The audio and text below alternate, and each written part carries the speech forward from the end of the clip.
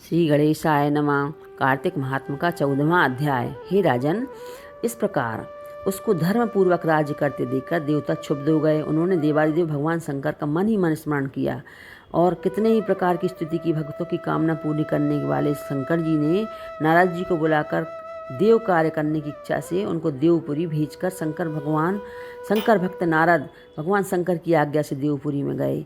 इंद्र आदि सभी देवता व्याकुल और शीघ्र से उठकर श्री नारद जी की स्तुति करने लगे। उत्कंठा भरी दृष्टि से सबने नारद जी की ओर देखा, अपने सब दुखों को कहकर उन्हें नाश करने की प्रार्थना की।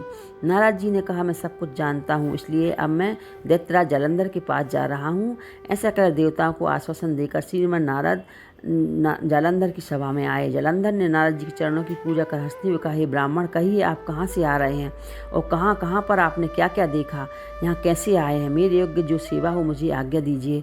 जालंधर के इस प्रकार वचन सुनकर नारद जी प्रसन्न होकर बोले, हे दानवराज महाबुद्धिमान जालंधर, तुम धन्य हो, क्योंकि इस समय सब रत्नों के भोक्ता एक तुम ही। हे दैत्य श्रेष्ठ, अब आप मेरे आगमन का कारण सुनिए, जिसके लिए मैं आज यहाँ आया हूँ। दैत्यराज, मैं स्वेच्छा से कैलाश पर्वत पर गया था। वहाँ 10,000 योजना में कल्प वृक्ष का वन है। वहाँ पर मैंने सैकड़ों कामधेनुओं को घूमते देखा है। यह भी देखा है कि यह वन चिंतामणि से प्रकाशित परम दिव्य अद्भुत और सर्वस्वरमण है। मैंने वहाँ पार्वती के साथ शंकर जी को भी देखा है, सर्वांग सुंदर गौर वर्णित नेत्र और मस्तक पर चंद्रमा धारण किए हुए हैं। यह देखकर मुझे बड़ा आश्चर्य हुआ। इनके समान समृद्धिशाली त्रिलोक में कोई भी नहीं है। या इसी समय में मुझे तुम्हारी भी समृद्धि का स्मरण हुआ और मैं देखने की इच्छा से तुम्हारे पास आया हूँ। यह सुनकर जालंधर को बड़ा हर्ष हुआ। उसने नारद जी से अपनी सुख समृद्धि दिखला दी। यह सब देखकर देवताओं को कार्य करने में इच्छुक शिव प्रेरित नारद ने जालंधर से बड़ी प्रशंसा की और कहा, निश्चय ही तुम त्रिलोकपति होने का योग्य थे। तुम्हारे लिए ऐसा होना कोई विचित्र बात नहीं है। मैं देखता हूँ तुम्हारे पास सब कुछ है, किसी बात की कमी नहीं है। ऐरावत, उच्च श्रेवा, घोड़ा, कल्प वृक्ष, कुबेर की निधि तुम्हारे पास है। मणियों रत्नों के ढेर भी तुम्हारे पास लगे हुए हैं। ब्रह्मा जी का हंसयुक्त विमान भी तुम्हारे पास है और द्वितलोक, पाताल और पृथ्वी पर जितने भी रत्न हैं सब तुम्हारे पास तो हैं।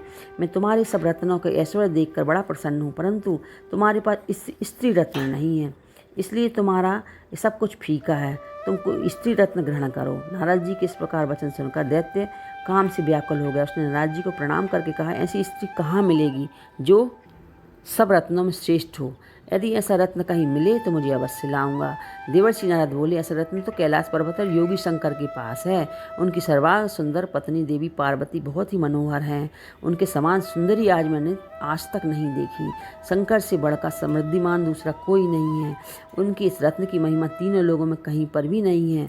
तभी तो परम विरक्त आत्मा राम शंकर भी उनके वश में हो गए हैं। देवर्षि नारद उस दैत्य से ऐसा कहकर अपना कार्य करने की इच्छा से आकाश मार्ग को चले गए। बोलिए श्री कृष्णचंद्र भगवान की जय।